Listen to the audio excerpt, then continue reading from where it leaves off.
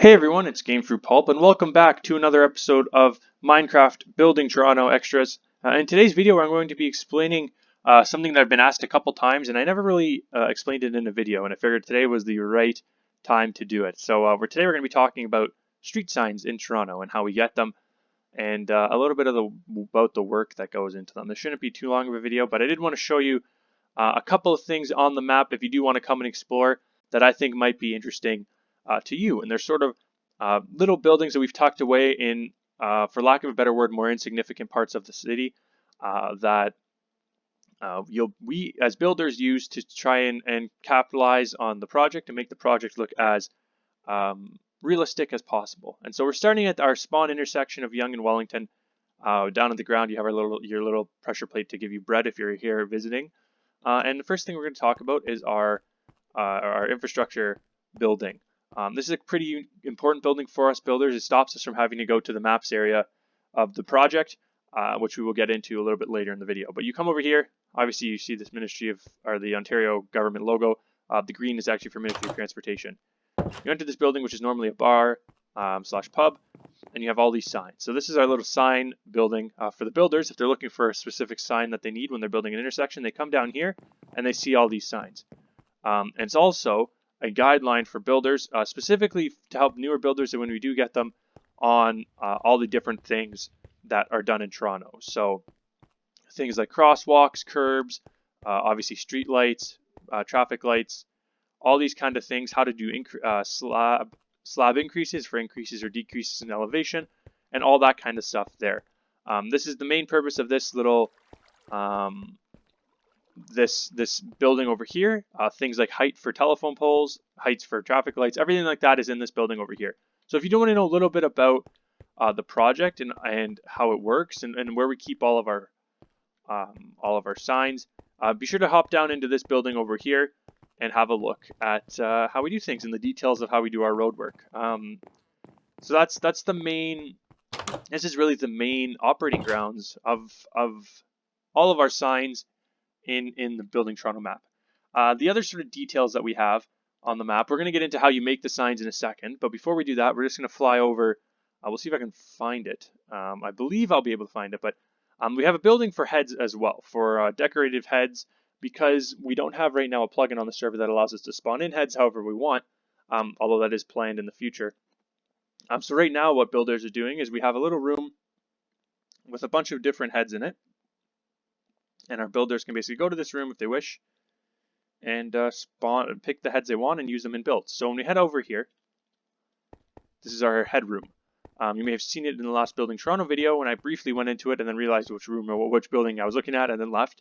But this is a building basically with all the different heads that we can use for various important structures, and they're all in different chests and things like that, just to help the builders choose on how to decorate. We have various computers and things like that, so the builders can come in here and basically what you'll see is on the majority of the map, the heads will be from different structures, from different entities, I should say, that are in this room over here. So that's just a little bit of the details on how we decorate the map. And the last thing we're going to talk about in this video is we're going to go to the maps warp, and we're going to show you guys one more thing, again tied into the development of the map and the signs and all that kind of stuff, and that's how we actually make our signs. So making the signs is quite a process. This has been led by Seth Bacon, who's actually the person who thought about this. And basically how the sign process works is the signs are created on the ground like this. And actually, you know what? We'll make a couple right here. The signs are basically put on the ground. And I'm not the best at this, so it might not turn out the way it's supposed to, but basically you'll get an idea of how this works. The signs are laid out on the ground like this, and then you basically create maps. I forgot that I'm in creative, so I won't need to have multiple maps because the empty map will just create a new one. You create a map, and then you'll see here, when you create 3 of them, as we move up into the next area, you basically overlay them on top of each other on a sign, and you'll end up with, or on an item frame on a pole, and then you'll end up with a sign. So that's how our maps are created. Oop, I went a little bit too far. That's okay. That's how our maps are created. One other thing I wanted to show you guys in this video before we end it off, and we'll have a quick flyover of all the different signs we have in here, because it is quite a unique thing. Is the last thing is our I forget the word, repository, I think is the word, of different vehicles. One of the things we're currently working on is trying to increase the livelihood of the map, and basically the way that the map looks in the sense of how alive it looks. And to do that, one of the things we're doing is trying to spawn in more vehicles in the map. I am not a very good vehicle designer, and I'll be the first to admit that. So what we've done is we've got a couple really helpful repositories of vehicles and brought them into the map. And so I'm going to be showcasing some of those today. The big builder that I want to give credit to for a lot of these builds is a well-known builder named Crafty Fox.